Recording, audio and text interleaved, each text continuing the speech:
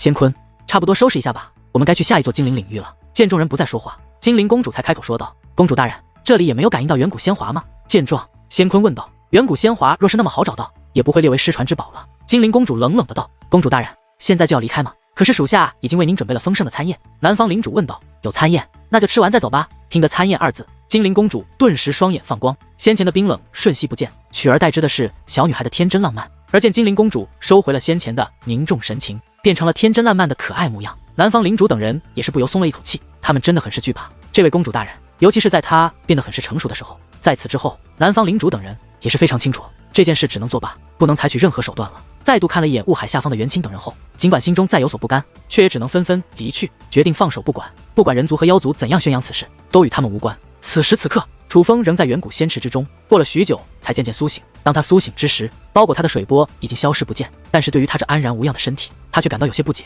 我的身体竟然痊愈了，蛋蛋是你做的吗？楚风问道。不是我做的，似乎是有其他人暗中帮了你。蛋蛋摇了摇头。其他人？听得此话，楚风目光一闪，陷入了沉思。可是他却想不到会是谁在暗中帮了他。先别管这些了，你这家伙现在感觉怎么样？先前你可吓死我了，那神类的力量就那么难控制吗？你这家伙既然没有把握，就别乱用啊！你不知道这有多危险吗？你不知道有很多人都是因为想要尽快掌握没把握控制的力量而遭到反噬而死吗？这种死法叫做走火入魔，是修武者最自不量力的一种死法。蛋蛋严厉地斥责道。蛋蛋的语气有些激动，但是楚风却能够听出来，蛋蛋是担心他的安危，害怕他出事，所以楚风苦笑道：“我只是感觉我能够将血液内的5种神雷释放而出，也没有想到他们的力量这么恐怖。我不但无法掌控他们，更是差点被他们反噬成重伤。看来这神类的力量虽强，但也不是如今的我能够触碰的。至少如今我的这具肉身还无法承受神雷破体而出的力量。你也不要太过逞强了，这毕竟是你的血脉之力，时机到了，你自然就能够掌握了。就比如你如今掌握的雷霆铠甲和雷霆翅膀，不是游刃有余，可以随心使用吗？相信只要你的修为境界够了，还会领悟到新的力量。说实话，连本女王都开始羡慕你这个家伙的特殊血脉了，因为它越恐怖，就越说明你的潜力越强。想一想，这样恐怖的力量，日后能够被你随心所欲的使用，那时的你又将会是多么恐怖的家伙。”见楚风有些落寞，淡淡不由得安抚道，但是他的言外之意也很清楚，就是让楚风现在别再去触碰这神雷的力量了，至少在他没一定的把握之前不去触碰。这神雷再强，终究是楚风的血脉，只要楚风能够提升到一定的境界，这神雷的力量早晚会被楚风彻底掌握。神雷的力量看来暂时不能去用了，不过我早晚会将它彻底掌握。楚风点了点头，随后便身形一纵，快速的离开了此处。眼下远古仙池已经快要关闭，所有人都不得再进入远古仙池，而元清也已经知道秦广与他一同进入远古仙池深处后，便一直没有出现。可是元清却根本不关心秦广是死是活，他只知道他成为了众人眼中的英雄，成为了自古以来唯一一位触发远古仙针的人类。单凭借这一个事迹，他进入青木山后就会得到特殊的待遇，用心的培养，未来的道路光明一片，前途简直不可限量。不过虽然可以不管秦广的死活，但是他却很在意楚风的死活，不由得将目光投向公孙长老等人，很是讽刺的说道：“这位长老，我记得你青木南陵也有一位弟子进入了远古仙池深处吧？怎么没有见到他？”听得元清之话，公孙长老本就难看的脸色变得越加难堪。在众人欢庆的时候，他们并没有加入那个队伍，因为他们眼见着远古仙池开放的时间快要结束，可是楚风却未曾现身，这使得他们非常的担心。毕竟远古仙池之内本就存在凶险，那不只是恐怖的压力，也可能来自人为。尤其是想到这元清本就与楚风有恩怨，而他的实力又这么强，连远古仙针都被他触发了，他若是想对楚风不利，那恐怕也只是轻而易举的小事而已。所以当元清对他们说这句话的时候，公孙长老等人那本悬着的心直接跌落了谷底，都觉得楚风可能真的遭遇了不测。那个楚风怎么还没出来？该不会抵挡不住仙池深处的压力，但却偏偏死撑，最终实力不济，已经死在仙池之内吧？还真有这种可能，每年死在仙池深处的人都有，看来今年死在其中的就是青木南陵这个楚风了。而眼下元清这样一说，他们自然更加担心了。事实上，元清此话一出，所有人都想起了楚风，只不过这一次再想起楚风，人们却没有一丝的同情，更没有人会偏袒楚风，因为此刻元清可是他们眼中的英雄，而楚风是什么？充其量就是一个天赋不错的年轻人罢了。所以若是二人有纠纷，他们自然会毫不犹豫地向着元清。先前元清对青木南陵所说的话语之中含有讥讽之意，很多人都能够听出来，所以此刻许多本与楚风没有恩怨的围观之人，也是开始对楚风迟迟不现身冷嘲热讽起来。对于众人的嘲讽，青木南陵的公孙长老以及诸位弟子可谓气得咬牙切齿，但是碍于对方人多势众，又有身心关庇护，他们却不敢发作，只能忍气吞声。而看着公孙长老以及王威等弟子那郁闷的模样，元清更是得意，不由冷哼一声，高声说道：“看到没有，这就是不自量力，大家要因此为戒，千万不能向那个叫做楚风的家伙学习。没错，修为虽可贵，生命价更高，我们都要爱惜自己的生命，千万不要做不自量力、白白送命的事。”见状，众人也是一同附和起来。看来有不少人希望我楚风死啊。不过不好意思，我恐怕要让你们失望了。然而，就在所有人都觉得楚风已死之际，楚风的声音却是突然响起。顺声望去，只见一道身影正急速的飞掠而来，最终落在了人群之中。而这位不是别人，正是楚风。楚风师弟，你没事可是太好了。见到楚风，公孙长老以及王威等人，那本是悲愤交加的脸上，顿时换上了狂喜的笑容。当他们已经确定楚风可能死了，青木南陵的希望破灭了的时候，楚风又活生生的站在了他们的面前，这乃是真正的惊喜，让他们为之激动的惊喜。这个家伙竟然没死，难道说秦广他只不过……相比于青木南陵的喜悦，袁清的脸色可就变得难看起来。公孙长老，诸位师兄师姐，我在仙池深处迷失了方向，所以出来的方位有些不对，害你们担心了，实在抱歉。楚风笑着对公孙长老等人施以一礼，也趁机掩饰了自己为何是从他处归来的真正原因。没事就好，没事就好啊。而公孙长老此刻根本不关心楚风为何没有从中心水域返回，他只要见到楚风安然无恙，内心的喜悦便无法抑制的跳跃着。迷失了方向，进入远古仙池的人这么多，怎么就你迷失了方向？是实力不济吧？突然袁清讽刺的开口了。这么说来，今年进入仙池深处的就只有我一个人迷失方向了吗？楚风疑惑的说了一句，随后扫向人群一眼后说道：不对啊，你神星关的秦广呢？他应该与你一同进入远古仙池了吧？怎么如今你好好的站在此处，那秦广却不见了呢？难道你就能够保证他不会像我一样迷路了？听得此话，袁清脸上有些绷不住了，他可是知道秦广为何与他分散的。秦广就是去追杀楚风了，而如今楚风竟然安然无恙，可秦广就迟迟未能现身，那多半说明秦广已经遭遇了不测。虽然不知道楚风是施展了什么手段才能够胜过秦广，但是楚风此刻显然是要借着秦广的消失来羞辱身心关，回打他的脸，这叫他如何能忍？我秦广师兄可不是你能侮辱的。想到此处，袁清的长发如同狂魔乱舞，在那长袍猎猎作响之间，一层磅礴的威压宛如无形的凶猛野兽，又似看不见的狂风暴雨，向楚风碾压而去。那是袁清的二品武王的威压。糟糕，袁清这威压一出，公孙长老顿时眉头紧皱，不由面色大变，因为他知道这袁清是在使用手段。此处乃是远古精灵的地盘，明令禁止不许人族与妖族的人在此处肆意斗殴。袁清显然知道这点，但是他又想给楚风一些教训，所以便释放出了自己的威压，想要打压楚风。袁清的威压是明着来的，虽说远古精灵的人察觉不到，但是此处的人都能够察觉到。换作是之前，也许袁清动用这种手段，会有人制止，甚至当面拆穿。但是如今，袁清可是人们眼中的英雄，人们拍他的马屁，抱他的大腿还来不及，有谁会管他呢？莫说没人会管他，若是这个时候公孙长老出手的话，很有可能还会被众人反咬一口，说他以大欺小，以威压对付袁清。那个时候就不只是他受难，恐怕青木南陵都是难逃干系，将遭到身心冠的报复。所以一时之间，他陷入了两难之地，一方面是楚风的安危，一方面是南陵的安危。然而就在公孙长老犹豫不决之时，楚风的体内却同样爆发出凶猛的威压。当楚风的威压出现之后，竟直接将袁清的威压抵消开来。这个南陵的弟子竟也是一位武王。对于这突如其来的变故，所有人都是大吃一惊，尤其是从那威压之中感受到楚风如今的修为之后，人们更是吃惊不已。一品武王虽然在二品武王的袁清面前谈不上多么天才，但也可以列作天才之流，尤其是这个天才是出自青木南陵，人们便会更加的刮目相看。楚风，你突破了！对于楚风如今的修为，就连旁人都吃惊，就别提公孙长老等人是多么的激动了。尽管知道楚风掌握着提升修为的手段，但是眼下楚风显然没有动用那种手段，但是那一品武王的气息又货真价实，如假包换，这就说明楚风应该是突破了修为才是，运气比较好，的确在这仙池之中突破了。对于众人的目光，楚风回以了众人一个肯定的微笑。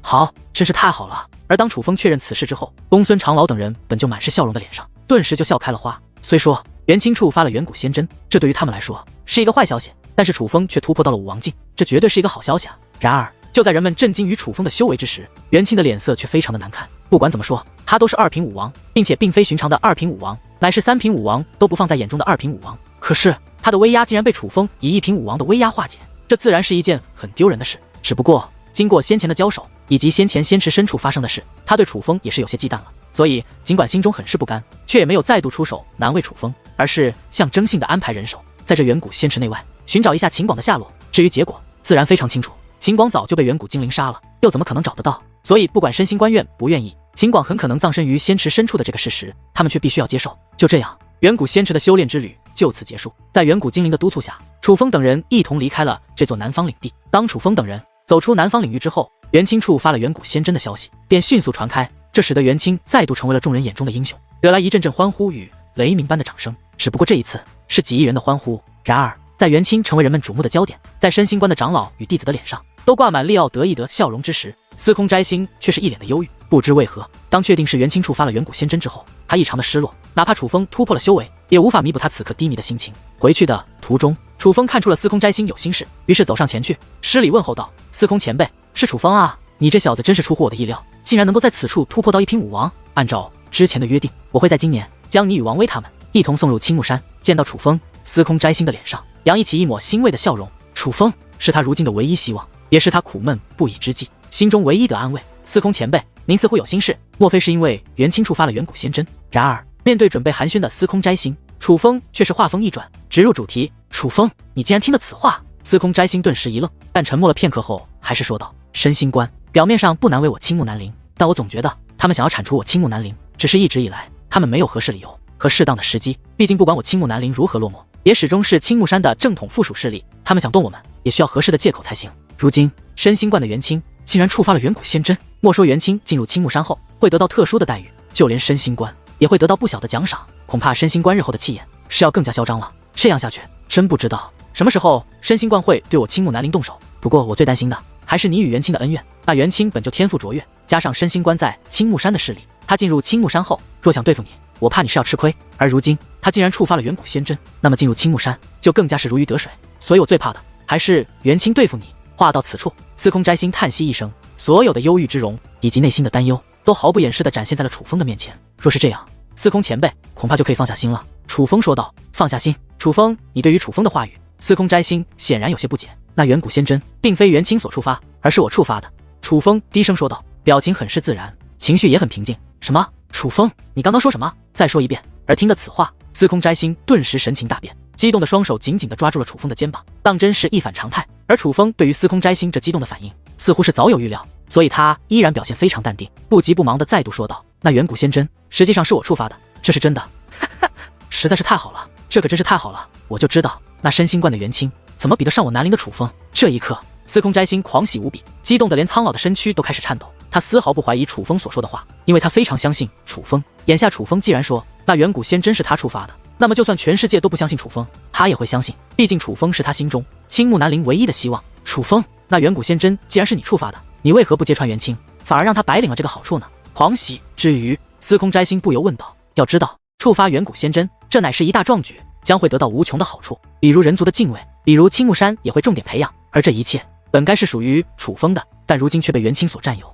司空摘星心中很是不爽。司空前辈，晚辈是有苦衷的。见状，楚风也不再隐瞒，而是将远古仙池深处所发生的事一五一十的告诉了司空摘星，尤其是远古精灵杀了秦广，并且还想要杀他，结果被他所杀。还有他没有承认是他触发的远古精灵，就是怕遭受远古精灵的追杀。毕竟远古精灵是那么的强大，若是远古精灵真的要杀他，别说是司空摘星，恐怕就是青木山也保不住楚风。这么说来，元清如今岂不是处于危难之中，活不长久了？听得楚风的话后，司空摘星的脸上竟涌现出了一丝暗喜。虽然他是南陵之主，身份高贵，但此刻却巴不得捡了便宜的元清被远古精灵弄死。换句话说，元清的行为的确很是无耻。老实说，我也不能确定远古精灵是否会杀元清。我没有承认远古仙针是我触发的，只是怕出现意外。不过我没有想到，阴差阳错之下，元清竟然会成为人们眼中触发远古仙针的人。其实对于元清冒认的事，我也很是气愤，但是转念一想，这倒也不失为一个机会，刚好可以通过元清让我观察一下，看看远古精灵究竟打算怎么对付触发了远古仙针的人类。他们若是杀了元清，那也就罢了，假如他们放过元清，对于此事不予理会，那么我也不会让元清白白捡了这个大便宜。总有一日，我会让他将捡到的便宜全部都吐出来。楚风说道。楚风，你的意思是？司空摘星似乎想到了什么。假如远古精灵不对付元清，那么我会亲自对付元清。远古仙针是我触发的，我有触发远古仙针的能力，这个能力元清假冒不了。而在青木山内不是也有远古仙池吗？只要我触发了那里的远古仙针，而元清却触发不了，那么到时候真相也就大白了。我想那个时候元清不仅会名誉扫地，就连身心观也将受到牵连，恐怕不用我动手，元清也很难在青木山待下去了。那个时候他若死了，定然不会有人追究。楚风说道。高，实在是高。元清自以为捡了一个天大的便宜，却不知道成了你楚风的挡箭牌。原来一切都在你的计划之内，看来我还真是小看你这小子了。听得楚风的话后，司空摘星笑得合不拢嘴，简直高兴得不得了。身为南陵之主，他也是一个老谋深算之辈，但是却没有想到楚风如此年纪就能想得那么长远，让一个占了他便宜的人不知不觉间被他所利用。他越来越觉得自己是如此的幸运，南陵是如此的幸运，竟然得到了楚风这样的弟子，这绝对是上天对青木南陵的恩赐。不过观察总是需要时间的，至少在青木山内也要观察一段时间才行。我知道在这段时间内，恐怕难免会受到元清的欺辱，不过没关系，我已经做好了准备。他若欺辱于我，在难以反击的情况下，我会选择忍。不过终有一日，我会将他对我的欺辱以10倍100倍的还回去。话到此处，楚风的眼中闪过了一抹异常冰冷的狠色。不，就算是你用来观察远古精灵态度的这个期间，也没有人可以欺辱你。只要你能够做到这件事的话。司空摘星说道。司空前辈，你说的是什么事？楚风不解地问道。在这等我。司空摘星并未回答楚风，而是意味深长的一笑，随后便纵身而起，去与公孙长老说了一些话。而听得司空摘星的话后，公孙长老以及王威等人竟然纷纷与司空摘星告辞，随后便离开这艘战船，乘坐另一艘战船，在公孙长老的带领下，继续向南陵的方向行去。这一刻，在这艘由司空摘星催动的战船之上，就只剩下了楚风与司空摘星2个人，并且这艘战船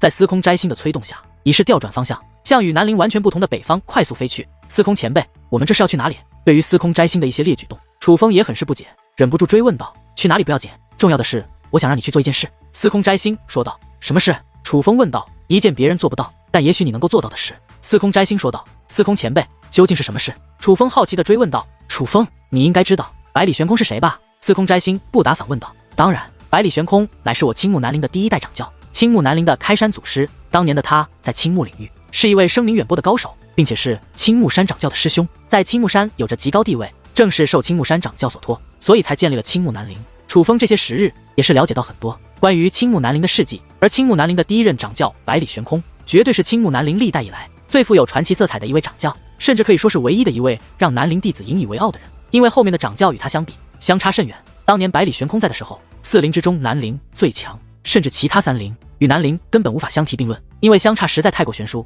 不过在他死后，青木南陵便一落千丈，没有了这位绝世强者的庇护后，青木南陵1倍不如1倍，时至今日更是弱得可怜，成了众人眼中的笑柄。楚风，你很聪明，是一个很有头脑的孩子，不知道你有没有想过，以百里掌教的实力和当时的影响力，就算他死后，我青木南陵也不至于落魄到如此地步，这其中肯定有着一些原因。司空摘星问道。不瞒前辈，这个问题晚辈的确想过，正所谓瘦死的骆驼比马大，百里掌教那么厉害，他留下的势力不至于会成今天这个样子才对。楚风如实说道。如是百里掌教真的想好好经营青木南陵，哪怕青木南陵选择的剑宗位置很差，但也不至于会到今天这步田地。而青木南陵之所以会落魄到这种地步，是因为百里掌教虽强，但却并未在青木南陵留下任何传承，也没有培养太过优秀的后辈，甚至继承青木南陵的掌教职位的时候，也只是随便选择了一个人接手了青木南陵。并且我还听说，他临终之前还曾特意嘱咐过他的好友们，不管青木南陵落魄到何种地步，都不可伸出援助之手，但却又请求他的朋友不能让青木南陵灭亡，甚至特意与当时青木山的掌教说过，无论何时都要让青木南陵言传下去。所以当他死后，青木南陵才会一落千丈。而当年奔着百里掌教名声而来的很多强者，也是在百里掌教死后纷纷离去，再加上当年他临终前的嘱咐，这才成就了青木南陵如今的落魄局面。虽然还健在并且传承着，但是与之当年的辉煌相比，的确落魄的可怜。司空摘星说道。竟然还有这样一回事，可是百里掌教为何要这么做呢？楚风一脸的不解。百里掌教虽然并没有为青木南陵传承过什么，但却留下过一些东西。司空摘星说道。什么东西？楚风问道。羽化宗你应该知道吧？司空摘星问道。晚辈知道，羽化宗与身心观一样，乃是青木山的一等附属势力，并且据说羽化宗的实力比之参星观还要雄厚一些，是能与东西北3陵抗衡的一等势力。楚风说道。我们的百里掌教与羽化宗的开宗祖师乃是至交，当年他在临终之前曾在羽化宗建立了一座塔，起名为南陵之塔。他在南陵之塔的顶端留下了一个信物，他曾与羽化宗的开宗祖师约定，只要日后青木南陵的人能够拿到那个信物，那么羽化宗就必须与青木南陵联盟，并且要与青木南陵患难与共，同生共死。但是同样的，假如南陵之中没有人能够拿到那个信物，那么羽化宗与青木南陵便形同陌路，不可帮助青木南陵。司空摘星说道。原来百里掌教那个时候就已经猜测到南陵会有落魄之日。楚风似乎已经明白了些什么，所以才说百里掌教是一位真正的智者。他当初建立青木南陵是为了等待一位绝世奇才，一个能够影响5支圣土的人。可以说青木南陵就是为这个人创建的，他可以帮助这个人，但却不会帮助青木南陵，也不会发展青木南陵，所以才不将自己的本事传给南陵的后辈，所以才不允许他的友人帮助青木南陵，但却又要青木南陵传承下去，与挚友定下这样的约定。他的意图很明确，他的确没有为青木南陵留下什么，但却为那个他觉得会出现的人留下了一些帮助。很多人都不理解百里掌教为什么要这样做，包括之前的我也完全不明白他的用意，甚至觉得他这是多此一举。而如今我懂了，因为我相信了他所说的话。他说青木南陵会等到一个能够影响5支圣土的人，那个时候才是体现青木南陵存在意义的时刻，也是青木南陵辉煌的时刻。而如今这个人已经出现了，他便是你。司空摘星看着楚风，眼中充满了复杂的神色，那是一种寄托，非常重的寄托，将自己的所有都寄托在了楚风的身上。司空前辈，你是要带我去羽化宗，去拿到南陵之塔内的信物，让羽化宗与我们联盟，从而帮助我们？楚风已经明白了司空摘星的用意。申星关在青木山内的势力很强，就算青木山内有约束，但若元清想对付你，你肯定还是要吃亏的。不过，假如羽化宗肯庇护你，那就完全不同了，因为羽化宗的在青木山内的势力可是丝毫不弱于申星关的，甚至还要强上一些。司空摘星说道：“只是司空前辈，这么多年过去了，您能确保如今的羽化宗会遵守他们开宗祖师与我青木南陵的第一任掌教所定下的约定吗？”楚风有些担心，毕竟如今青木南陵与羽化宗的差距如此巨大，羽化宗未必会为了先祖的一句口头约定便与青木南陵联盟。尤其是楚风如今得罪的乃是申星关，其实我也不能确定他们是否会遵守这个约定，毕竟过去这么久了。不过羽化宗与我青木南陵不同，从羽化宗的开宗祖师开始，历代宗主的选拔都很特殊，他们挑选的未必是修为最出众的，但一定是品行最好的。所以羽化宗的历代宗主为人处事都很受认可，哪怕在百里掌教死后，羽化宗便与我青木南陵并没有什么交集，但我却知道羽化宗现在的掌教还记得这个先祖定下的约定。司空摘星说道：“这样的话，那我们就信一次百里掌教吧。”楚风释然一笑，便不再多想。而他这句话的含义也很明显，如今青木南陵与羽化宗这复杂的关系是百里掌教的安排的，若是楚风能够拿到信物，而羽化宗却不认账，那只能说明百里掌教计算有误，至少他当年选错了约定的对象。不过实际上，楚风还是很相信百里掌教的，他总觉得这位百里掌教是一位与众不同的人，而这种人往往是很有本事的。羽化宗同在青木领域，但却不在南方而在东方，所以与青木南陵相隔甚远，再加上五支圣土地大物博，领土面积实在太过辽阔。尽管有远古传送阵，但是当楚风二人抵达羽化宗时，也是消耗了数日时间。此刻，楚风与司空摘星总算来到了羽化宗之中，这是一个非常气派，但却又充满先锋的势力。羽化宗的驻扎之地乃是羽化山脉，这是一个很辽阔的山脉，也是一个很美的山脉，有直入云端的山峰，有连绵不绝的瀑布。最主要的是，在这羽化山上，有着一种特殊的鸟类，叫做羽化鸟。成年的羽化鸟能够长到10米，它们并非妖兽，只能算是禽类，但却有着极快的速度，被羽化宗巡为坐骑，算是羽化宗的最大特征。此刻，在那连绵的山脉之上，竟是一眼望不尽的琼楼玉宇，以及座座宫殿，再配上那时不时飞过的羽化鸟，还有飘荡在宫殿之间的茫茫白云，这羽化宗一眼望去，就像是一个仙境。实际上，在寻常人的眼中，这羽化宗就是一处仙的，能够在此处修炼的，都是神通广大的仙人。羽化宗虽与青木南陵有着约定，但是这么多年来却并无交集。不过司空摘星毕竟是青木南陵的掌教，如今又有了半地的修为，所以来到羽化宗后，羽化宗的长老对待楚风与司空摘星倒也还算客气。司空掌教，自从78年前你曾来过我羽化宗后，这是你第2次来我羽化宗，所以你可真是一位稀客呀。接待司空摘星与楚风的乃是羽化宗的一位当家长老，虽只是当家长老，但却也是半地的修为，再加上他羽化宗地位很高，所以他对司空摘星也没有太多的敬畏之意，反而是一副平起平坐的和气态度。周长老真是好记性啊，那个时候周长老还只是一位武军，而如今你已是一位半地了，这种进步真是令老夫汗颜。司空摘星颇为自嘲的苦笑道：“那个时候我只是一位小小的弟子，而如今我也熬到了当家长老的位置，不过这也倒多亏了我羽化宗的栽培，否则也不会有如今的成就。”周长老颇为得意的说道。话虽这么说，但这也是周长老天赋够好，否则就算再怎么培养，也不可能踏入半地境啊。司空摘星继续给其戴着高帽。司空掌教这话也对，当年我们那批弟子，我倒的确是最出类拔萃的一个。听得司空摘星这样一说，那周长老那本就得意的脸上更显得意之色，而对司空摘星的态度也是好了许多。随后更是主动问道：“司空掌教，我知道您绝对是一位无事不登三宝殿的人，不知今日来我羽化宗是为何事？有事您就直说，虽然我如今只是当家长老，但也算有些权利，能办的我一定帮您办。”既然周长老都这么说了，那我也就不兜圈子了。其实我此次来此是为了南陵之塔。司空摘星也不再卖关子，直接说道：“南陵之塔。”听得此话，周长老目光一闪，随后说道：“我若没记错，司空掌教上一次来我羽化宗也是为了南陵之塔，不过那个时候你带的弟子似乎是失败了，这一次是准备让这位弟子再试一下吗？”周长老显然知道南陵之塔代表什么，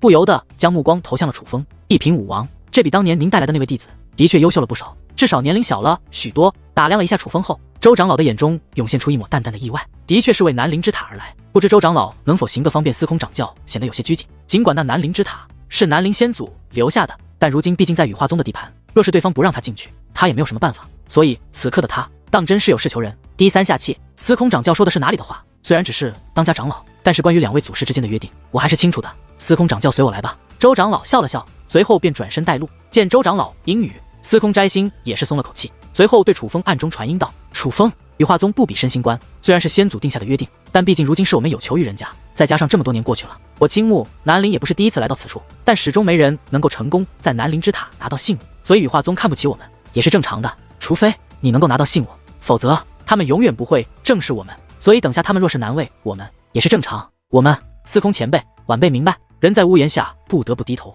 该忍的时候，晚辈会忍的，但不该忍的地方，晚辈绝不会忍。我有我的底线，也有我的尊严。楚风明白司空摘星想对他说什么，无非就是让他收敛自己的脾气。听得楚风的回答后，司空摘星也不再说什么。而在周长老的带路下，楚风总算见到了那所谓的南陵之塔。那是一座很普通的古塔，至少表面来看是很普通的，但是楚风却知道这座古塔很不寻常，乃是一座非常了不起的大阵，蕴含着强大的力量，并且如今这座古塔的大阵已经被人利用了起来。在古塔之外延伸出了一座巨大的阵法，眼下在那阵法之上有着99个阵眼，那阵眼之中能够获取从古塔内抽离出来的力量，那力量被大阵处理过，能够起到淬炼肉身的作用。而在那99个阵眼之中坐满了99个年轻人，这些年轻人有男有女，实力都很强，几乎全部都是武王境，甚至其中有3人是2品武王的修为。不用想，楚风也知道这些应该都是羽化宗的核心弟子，从品质来看似乎比参星观的弟子还要强上一些。很显然，羽化宗在利用百里掌教建造的南陵之塔来进行修炼，用来培养他们的弟子。不过这些楚风倒也能忍，毕竟这南陵之塔建在羽化宗内，其中又有着那样强的力量，羽化宗利用一下也是情有可原。但是他最不能忍的是，那南陵之塔的大门竟然是敞开着的，这也就说明羽化宗的人不仅利用这南陵之塔修炼，还可以进入南陵之塔之内，并且是可以随便出入的。这种行为是对青木南陵的不尊重，实在太过分了一些。不过考虑到如今的形势，楚风还是忍了下来，没有多说什么，而是将目光投向了司空摘星。他发现司空摘星的脸色也不是很好看，再加上楚风能够看出那延伸的阵法应该布置的时间不是很长，所以对于南陵之塔被羽化宗利用起来为弟子提供修炼的事，显然司空摘星也是不知情的。但是那位周长老此刻却丝毫不顾及楚风与司空摘星是何感受，而是很平静地说道：差点忘记了，这个时辰是我羽化宗核心弟子修炼的时间，两位在这等一下吧。周长老要等多久？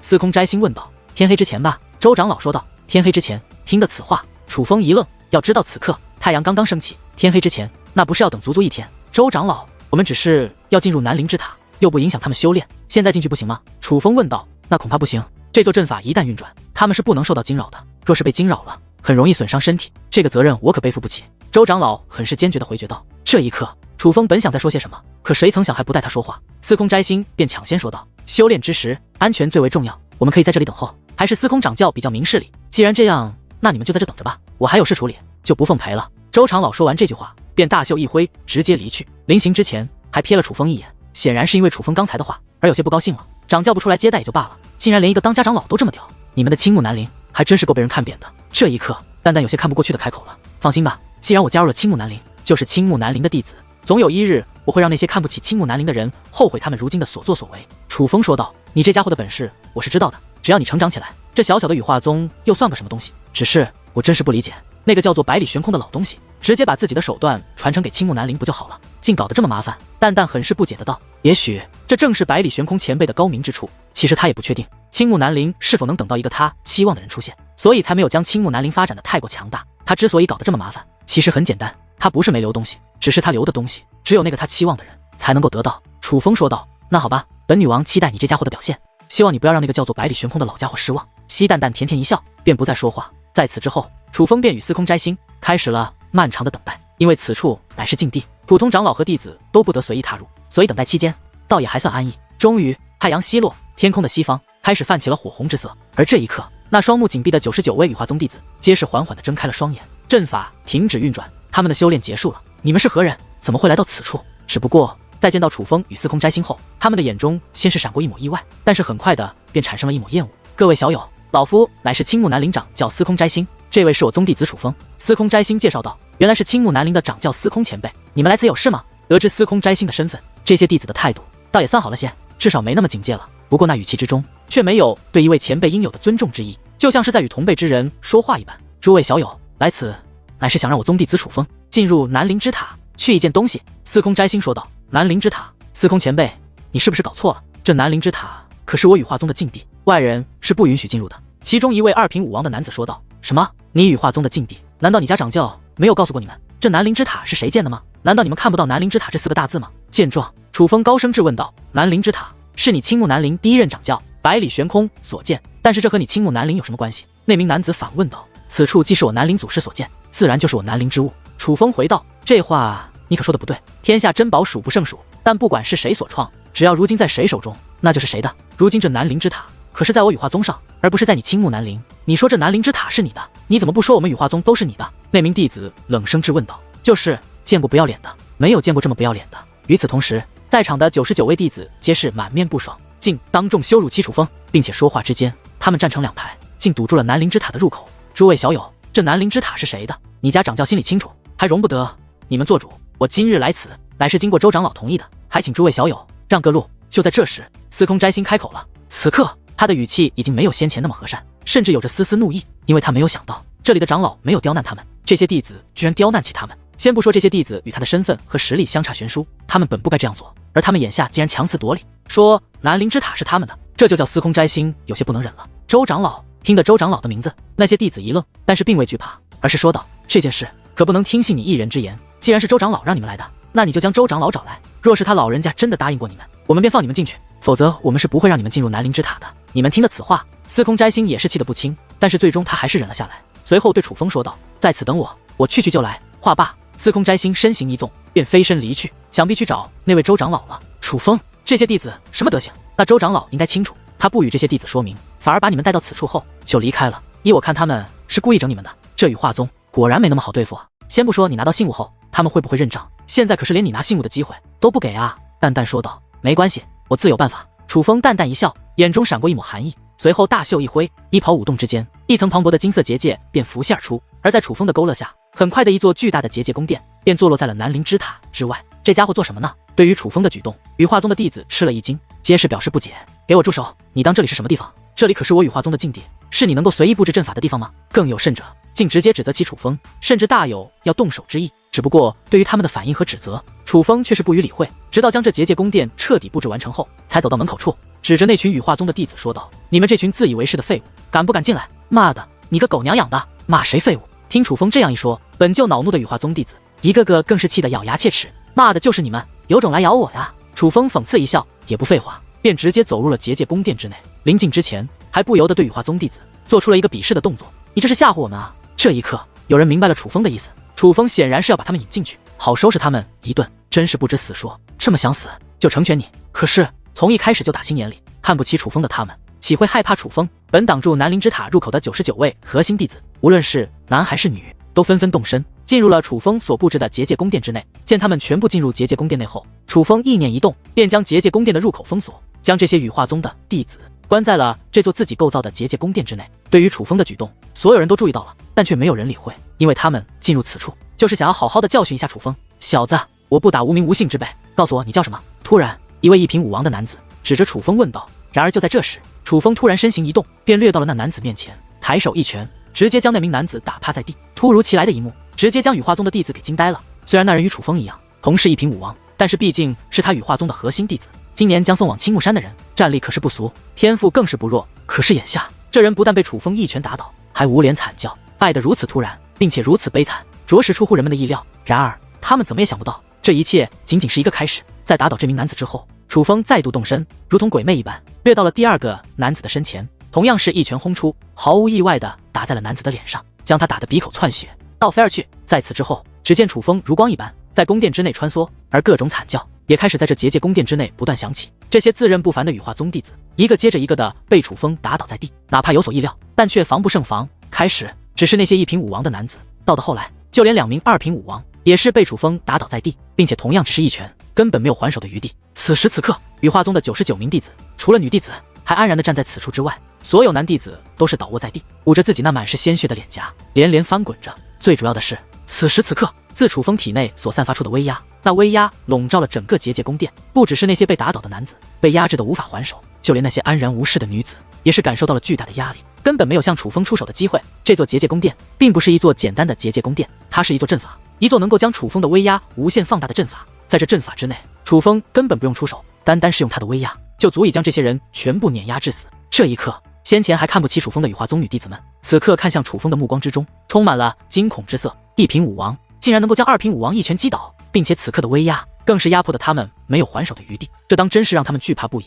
混账，竟敢对我等动手！今日你休想活着离开羽化宗！突然，一位弟子很是勉强的从地上爬了起来，那是一名2品武王。之前拒绝司空摘星的时候，他的话语说的最为难听，所以楚风对他出手也是最重的。此刻的他不仅鼻子歪了，连门牙也是碎了一片，当真是悲惨至极。可笑又可悲。我能不能活着离开羽化宗，不是你们说的算的，但是你们能不能活着离开这里，却是我说的算。你信不信？我现在就能杀了你们，而且让你尸骨无存。话音落下，楚风的眼中寒芒一闪，一层磅礴的杀气宛如无形的飓风一般，毫不掩饰的自其体内暴涌而出，充斥了整个结界宫殿。这种感觉，感受到楚风的杀气，所有人都是身体一颤，随后便不敢说话了。就连那位先前恐吓楚风的男子，此刻也是闭上了嘴，甚至一些人已是难以自控的开始剧烈颤抖，因为楚风的杀气实在太恐怖了。这种杀气，若是不杀个一定的人，手上不沾染一定的鲜血，是根本不可能拥有的。楚风杀过多少人，他自己都记不清了，但是羽化宗这些在场的弟子加一起所杀的人，也绝对不如楚风所杀之人多。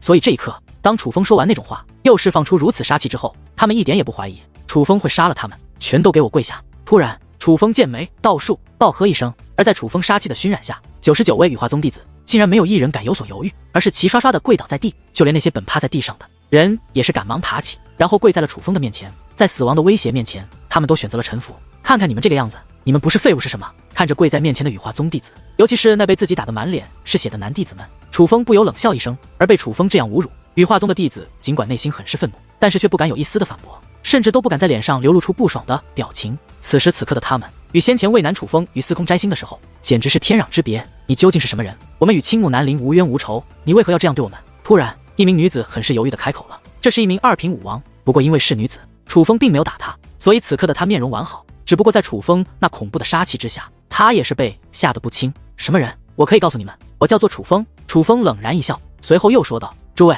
不如我们做个交易吧。交易？本以为楚风真的要杀他们，却想不到楚风突然来了这么一句。不过这却是他们见到的生机，所以几乎异口同声地问道：什么交易？我想你们一定不想让人知道你们被青木南陵的弟子给教训，并且给我下过跪吧？楚风问道。听得此话，羽化宗众弟子为之一愣。的确，此事若是传出去，他们的脸也都丢尽了。身为堂堂羽化宗的弟子，不但被青木南陵的弟子打败，还跪在人家的面前，这不仅仅是丢他们的人，还会丢尽羽化宗的人。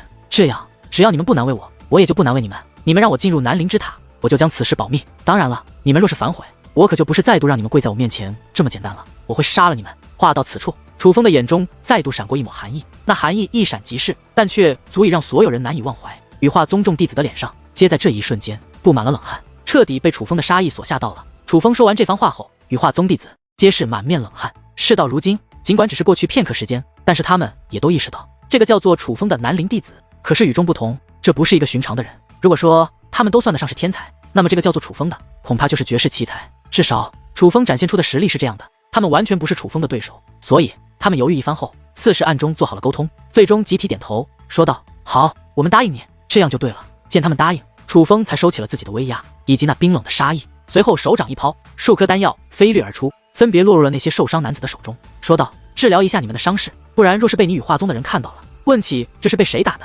想必你们也不好交代。羞辱，赤裸裸的羞辱。什么叫做打了一巴掌给一颗甜枣？这就是。可是羽化宗弟子却不敢反驳，只能忍受，并且乖乖地吃掉楚风给予他们的丹药，接受楚风给予他们的治疗。在那些人的伤势皆是看不出来后，楚风才收起自己的结界宫殿。当解开结界宫殿之后，楚风发现司空摘星还没有回来，并且也没有其他人到来。等了足足1个时辰，太阳已落，天空已黑，辽阔的羽化宗内，所有灯火已经亮起，可是司空摘星还没有回来。直到又过了半个时辰，司空摘星才回来。与司空摘星一同回来的，并非是周长老，而是2名实力偏弱的长老。这2名长老都是武王境，从他们的衣着上可以看出，他们并非是当家长老，只是普通的长老而已。并且此刻司空摘星的脸色并不太好看，显然是找周长老没有找到，还碰了一鼻子灰。楚风，周长老有事要处理，羽化宗的其他长老不敢为此事做主，不过为我们安排了住处，今日我们先住一晚，待周长老忙完事情后，我们再请周长老来和这些小友交代一下。司空摘星强颜欢笑，能够看出他此刻的心情极为不好。周长老找不到，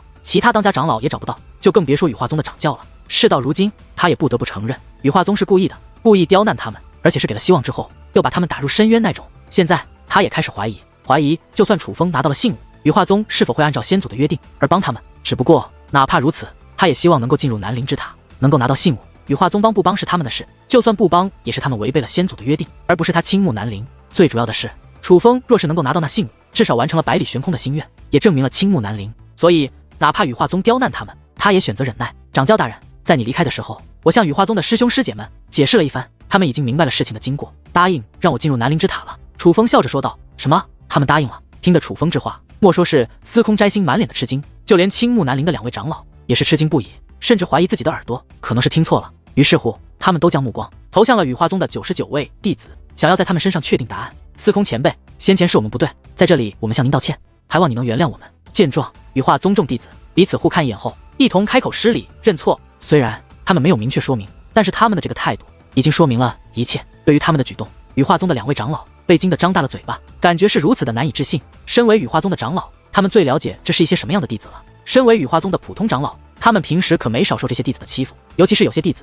仗着自己是当家长老的后裔，更是自认不凡，狂傲不已，不将任何人放在眼中。如今竟然对司空摘星道歉，这绝对是一件不可思议的事。不过不管羽化宗的长老怎么看，司空摘星却是高兴不已。不过他毕竟是过来人，当他仔细看了一下羽化宗弟子那不是很愉悦的脸色，再看看楚风那故作平静的面容，他似乎懂了，定然是他的这位弟子做了一些不为人知的事。但不管是什么事，这些羽化宗的弟子妥协了。虽然楚风在羽化宗的地盘对羽化宗的弟子采用了手段，这是很危险的事，但是此刻他却以楚风为荣。既然诸位小有英语，那么楚风你就进去吧，拿到先祖留给我们的东西。司空摘星说道。遵命。楚风对着司空摘星施以一礼，随后便向南陵之塔行去。等一等。然而就在这时，一道声音突然在天际之上炸响，紧随其后一道身影也是出现在了天际之上。那是一名女子，不知她的年龄，但肯定活的时间不短。不过不管她活了多久，她的面容可是保养的不错，那晶莹如玉的肌肤，白皙如雪，如少女一般，那精致的面容，美丽的轮廓，更是使得她让人眼前一亮。这是一个美妇人，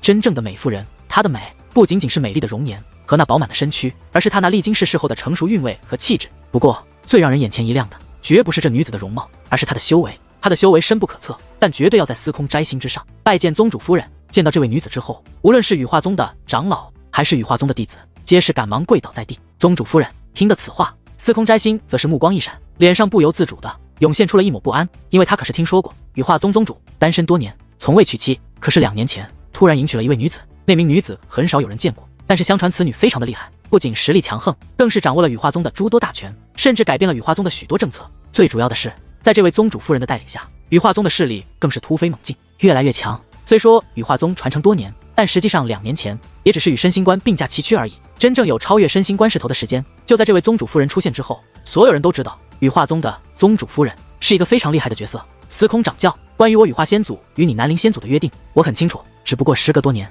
你倾慕南陵，一直无法拿到南陵之塔内的信物，我觉得你们这次来此也只是浪费时间而已，所以依我看就不要再来了吧。这种行为说好听点叫做永不放弃，但说句不好听的，就是自取其辱而已。那位宗主夫人开口了，她面带和善微笑，但是话语可是极为难听。这位宗主夫人此话一出，司空摘星顿时眉头紧皱，脸色变得阴晴不定。他很愤怒，可是他又不敢反驳，只能忍着，因为他不敢反驳。这就是所谓的人在屋檐下，不得不低头。面对实力和势力都在你之上的人，有时候真的是没有办法，哪怕尊严受损，但也只能强忍。你又怎么知道这一次我倾慕南陵还是失败而归呢？就在这时，楚风开口了。司空摘星有顾虑，可是楚风却没有。对于他来说，尊严必须要自己守护，敢和我这么说话，倒是有其可嘉。你就是准备进入南陵之塔的弟子吧？看来你很有自信嘛。宗主夫人打量了一下楚风，眼中没有流露出厌恶，反而有着一抹惊讶。随后他又看向了司空摘星，说道：司空掌教，想必你带着他来，那你对他也一定是有着一些自信的。既然如此，不如我们做一个约定，如何？什么约定？司空摘星问道。我让你的这位弟子进入南陵之塔，不过这却是最后一次。他若是能够拿到南陵之塔之内的信物也就罢了，若是拿不到，我希望你们不要再来我羽化宗，并且我会将南陵之塔更改为羽化之塔。从今日起，这南陵之塔就将归我羽化宗所有，你看如何？宗主夫人笑眯眯的道。听得此话，司空摘星顿时面容大变。对方拒绝他也就罢了，眼下竟然说出这种话，这已经不是简单的拒绝，不仅仅是不允许让倾慕南陵去触碰属于他们自己的东西，而是要将这南陵之塔占为己有，从此与倾慕南陵再没有任何关系啊！这一刻，司空摘星双拳紧握，握得滋滋作响。他恨自己无能，才会这样被人欺负，可是他又无能为力，无可奈何，心中的怒火再怎么涌动，却也只能燃烧自己，却不敢爆发。我答应你。不过最终咬了咬牙后，司空摘星还是答应了。他的想法很简单，答应还有一个机会，但若是不答应，这南陵之塔也将与他倾慕南陵再无任何关系。既然羽化宗有了占据南陵之塔的打算，除非拿到信物，否则是无法改变的，所以他没有不答应的道理。好，既然如此，那你就去吧。见司空摘星应允，宗主夫人不由妩媚一笑，随后冲着楚风挥了挥手。然而就在楚风刚要动身之际，一道金光突然从天而降，竟然将南陵之塔的入口封锁。抬头观望，这才注意到一道身影正急速掠来，最终停在了南陵之塔的上方。这同样是一名女子，但却是一名年轻的女子，一袭白裙随风飘动，一头长发乌黑柔亮，她整个人的气质就像是一个活脱脱的仙子一般，并且不止气质脱俗，就连面容也绝非凡人。那晶莹如玉的肌肤如同婴儿一般滑嫩，那水汪汪的大眼睛如同星空一般美丽，那性感的红唇，那标准的瓜子脸，以及那高挑的身材和傲人的曲线，此女乃是一位当之无愧的大美人。最主要的是，这名女子的面容竟然与宗主夫人有着几分相像，不过却要更胜一筹。不过相比于此女的绝美容颜，楚风却是更加意外她的修为。三品武王，这是这名女子的修为，可是看其年龄似乎与紫菱相仿，这也就是说她比楚风的年纪还要小。如此年纪，如此修为，这就绝对说明了一点，此女天赋卓越，并非寻常之辈。拜见大师姐。见到这名女子之后，羽化宗的99位弟子齐声呼喊道：“大师姐！”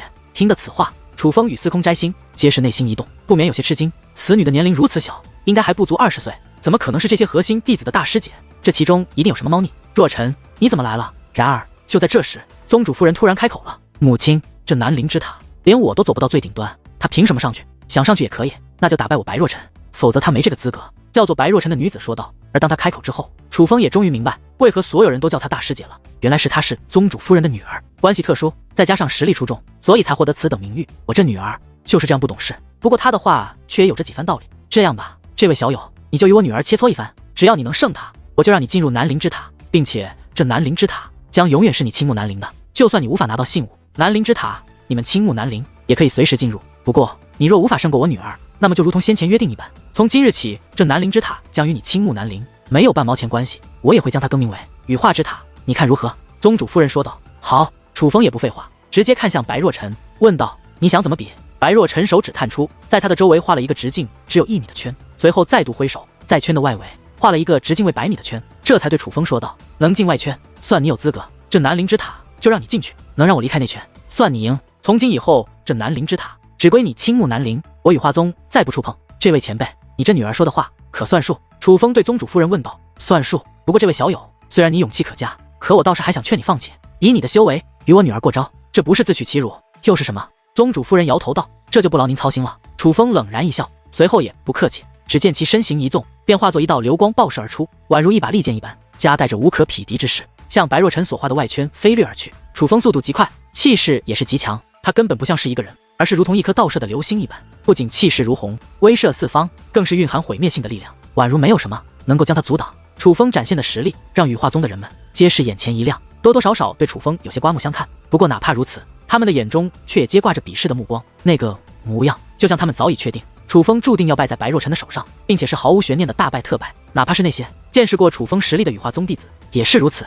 就在楚风即将靠近外圈之际，白若尘的目光突然一闪，与此同时，一层磅礴的能量涟漪便以他为中心肆虐开来。那能量涟漪正面袭来，连虚空都开始颤动，甚至出现细微的裂痕，这使得楚风也是眉头微皱，意识到了此女的不简单。以楚风的战力，哪怕只是1品武王的修为，但若只是寻常的3品武王，也绝对不是楚风的对手。可是眼下他却意识到，这叫做白若尘的丫头战力似乎不一般，至少她非寻常的3品武王。可是哪怕如此，楚风却也是毫不减速，并且没有采用其他的手段，而是径直的向那压迫而来的涟漪飞掠而去。他就是要以身试水，亲自试探一下这个叫做白若尘的丫头究竟有多强。终于，楚风的肉身与那涟漪相撞，可是楚风却完全无法与那涟漪抗衡，就如同一道不堪一击的身躯撞在了坚不可摧的铜墙铁壁一般。在一声巨响之下，楚风便倒飞而去，竟在飞出几千米后才稳住身形。对于这样一幕，司空摘星面容大变，脸上不由涌现出不安之色。身为修武多年的老一辈强者，他一眼就看出这白若尘非寻常角色，乃是一位奇才，甚至是真正的天才。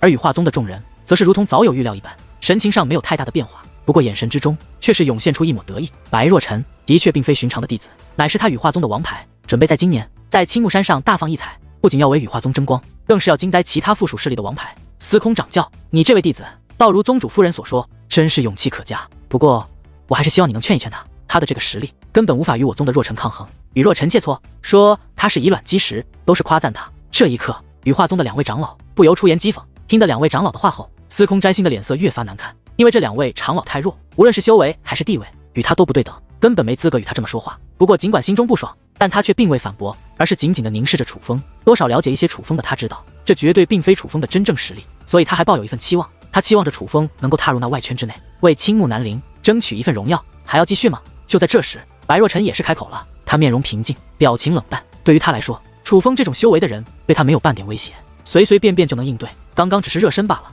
现在的我可要动真格的。楚风微微一笑，随后身形猛然一动，便再度向白若尘所画的外圈飞掠而去。无论气势和速度，与先前都没有半点差别。不过脸上的自信却是增强了几分。不自量力，见楚风竟然没有放弃，而是再度掠来，并且还是与先前一模一样的手段。白若晨的脸上涌现出不耐烦的表情，随后他目光再度闪烁，又是一层涟漪，以他为中心，横扫天际，扩散开来。雷霆铠甲。然而就在楚风将要与那涟漪碰撞之际，楚风却是意念一动，层层雷霆自体内暴涌而出，最终构成了一件雷霆涌动的铠甲。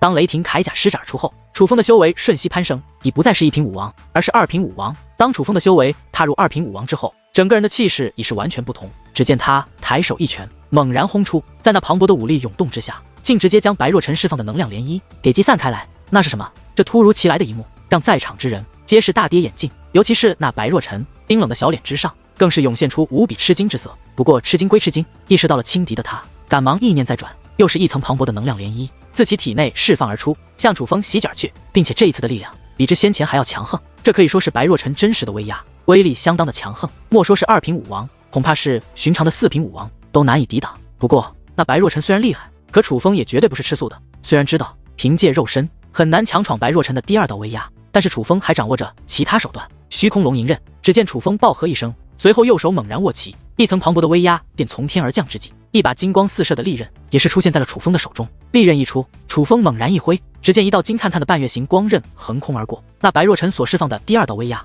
便被楚风斩破开来。而当这场交锋过后，楚风已是掠入了白若晨所画的外圈界限，稳稳地站在了外圈之内。这一刻，所有人都是目若呆鸡，吃惊不已。